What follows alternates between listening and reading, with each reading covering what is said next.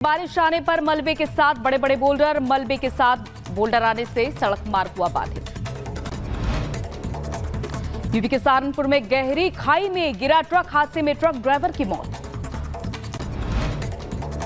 UP के झांसी में car पलटने से शराब कारोबारी की बेटे की मौत। ओरछा से रामराजा सरकार के दर्शन करके घर लौट रहा था युवक।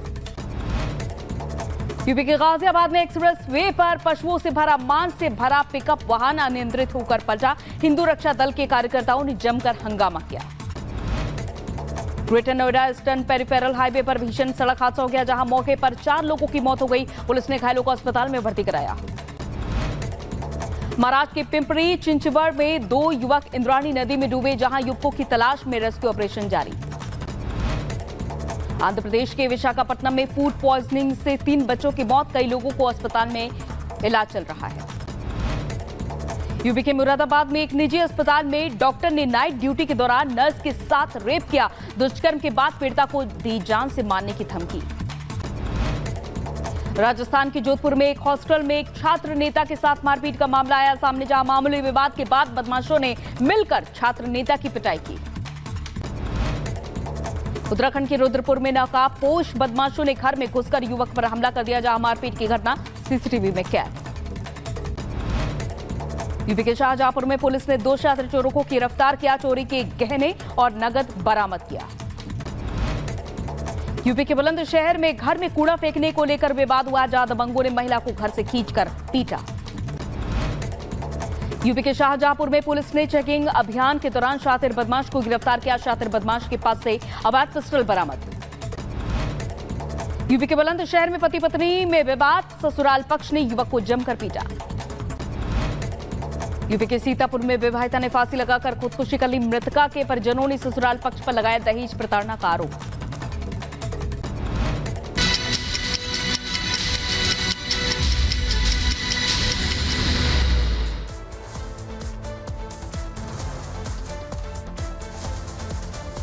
और अगली खबर है जोधपुर की, जहां जोधपुर में खौफनाक तरीके से एक छात्र की पिटाई का वीडियो वायरल हो रहा है और वीडियो में कुछ छात्र मिलकर दूसरे छात्र को खौफनाक तरीके से पीट रहे हैं। 1 मिनट में पूरी खबर आपको दिखाते हैं।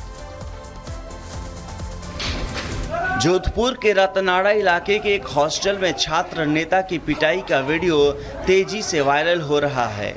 इस वीडियो में 3 युवक एक युवक को बुरी तरह से पीटते दिख रहे हैं। दरअसल आपस में कहासुनी के चलते कुछ बदमाशों ने मिलकर हॉस्टल में रहने वाले छात्र नेता की जमकर पिटाई कर दी। वीडियो में दिख रहा है कि 3 बदमाश लोहे के सरिये और पाइप से दरवाज़ा खोलने की कोशिश कर रहे हैं।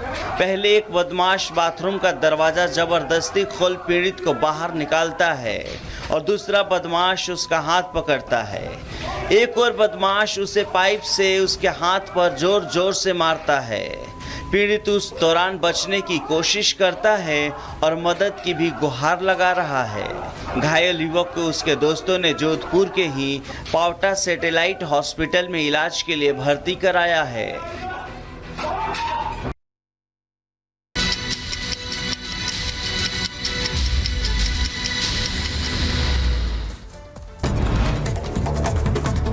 रूस के कुर्स्क इलाके में यूक्रेनी सेना ने शुरू किया हमला, रूसी सैनिकों पर जमकर बरसाए गोले बारूद।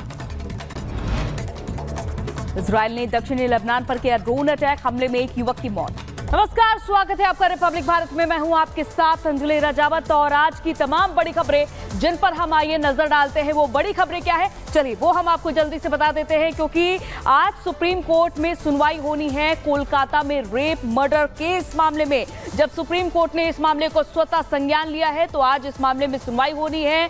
तो वहीं पूर्व प्रिंसिपल संदीप घोष से पूछताछ हो रही है लगातार और कई राज खुल रहे हैं, कई राज का पर्दाफाश हो रहा है। तो वहीं जिंदगी की जंग में उदयपुर का देवराज हार चुका है और आज सुबह 7 बजे देवराज का अंतिम संस्कार कराया जाएगा, जहां चाकूबाजी की इस घटना में इस बच्चे की मौत हो गई है। अब्दुल्ला का वादा चुनाव वाला, यानी कि जम्मू कश्मीर में चुनाव आने वाले हैं, लेकिन उससे पहले फारूक अब्दुल्ला का एक बयान सामने आया है जिसमें उन्होंने कहा है कि वो पाकिस्तान से संपर्क करेंगे। छात्र नेता की लाइव पिटाई का ये वीडियो सामने आया है, जहां ये जोधपुर का मामला बताया जा रहा है और वीडियो में सरेआम किस तरह से पीटते हुए कुछ छात्र एक छात्र को पीटते हुए नजर आ रहे हैं।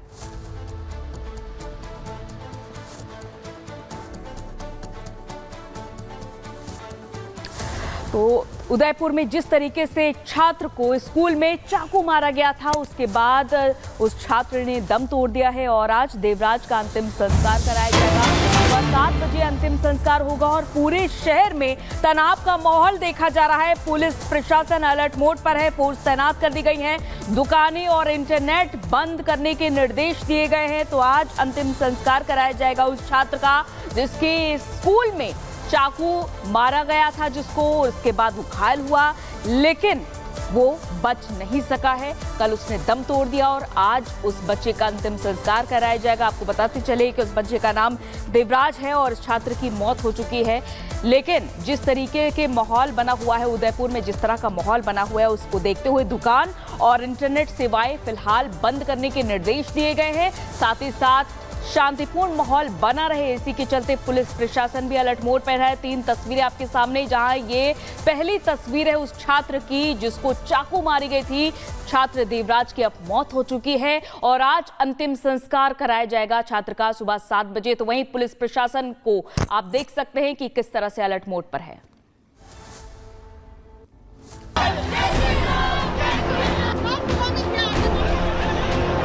जिसका डर था वही हुआ। उदयपुर का बेटा जिंदगी की जंग हार गया। देवराज अब इस दुनिया में नहीं है। उसके परिवार को रक्षाबंधन के दिन ये दुखद खबर मिली। उदयपुर की एक बहन जिसे अपने भाई को राखी बांधने का इंतजार था, उसे रक्षाबंधन के तोहफे के तौर पर अपने भाई की सलामती चाहिए थी। वो हाथ में राखी और आंखों में उम्मीद लिए वो बस अपने भाई देवराज का इंतजार करती रह गई और जिहादी जल्लाद अपने मंसूबे में कामयाब हो गया। उदयपुर का नाबालिग देवराज 3 दिनों तक जिंदगी की जंग लड़ता रहा।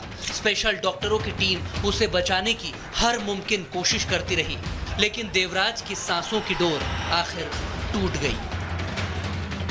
बच्चे की मौत के बाद पोस्टमार्टम करवाया गया। इस बीच प्रशासन ने पूरे इलाके में एहतियातन सभी दुकानें बंद करा दी। दिल्ली गेट पर भारी मात्रा में पुलिस की तैनाती कर दी गई। इलाके में अभी भी इंटरनेट बंद किया गया है। चेतक चौक पर भी सुरक्षा कड़ी कर दी गई है, क्योंकि पिछली बार इसी इलाके में सबसे ज्यादा तोड़फोड़ हुई थी। चौराहे पर मौजूद मस्जिद के बाहर भी भारी पुलिस बल की तैनाती की गई है। ग्राउंड पर चाक चौबंद व्यवस्था कैसी है, इसको लेकर हमारी एक रिपोर्ट देखिए।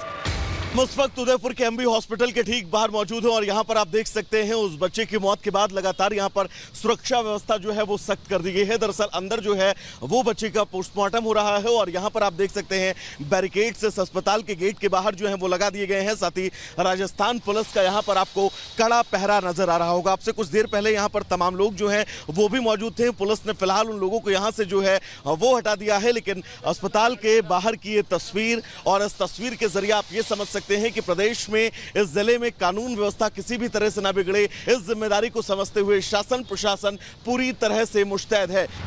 यह इंतजाम इसलिए करना पड़ा क्योंकि कुछ दिन पहले एक छात्र ने जब देवराज पर चाकू से जानलेवा हमला किया था, उस दिन सिर्फ देवराज के मरने की अफवाह उड़ गई थी और उदयपुर के कई इलाकों में आगजनी शुरू हो गई। प्रशासन के हाथ पांव फूल गए थे। कई थानों की पुलिस को तैनात करना पड़ा। उस मंजर को ध्यान में रखते हुए प्रशासन अब अलर्ट था। उदयपुर में सुरक्षा के पुख्ता इंतजाम किए गए। देवराज की मौत की खबर मिलते ही हिंदू संगठनों के लोग अस्पताल में इकट्ठे होने लगे। हमारी कोशिश है कि बालक जो आज हमारे बीच नहीं है, उसके प्रति समाज की, उदयपुर शहर के लोगों की भावनाएं जो हैं, उन भावनाओं का भी आदर रहे और उन भावनाओं के साथ उस बच्चे के साथ जो जुड़ना चाह रहे हैं उनकी भावनाओं का पूरा सम्मान करते हुए शहर में किसी भी तरह से कानून व्यवस्था ना बिगड़े, इसकी हमने पूरी तैयारी करी है। उदयपुर में अभी भी भारतीय न्याय संहिता की धारा 163 जो पहले धारा 144 कहलाती थी वो लागू है। अफवाह ना फैले, इसके लिए इंटरनेट सेवाएं बंद हैं। कई थानों की पुलिस को ग्राउंड पर उतार दिया गया है। रिजर्व पुलिस को स्टैंड बाय में रखा गया है।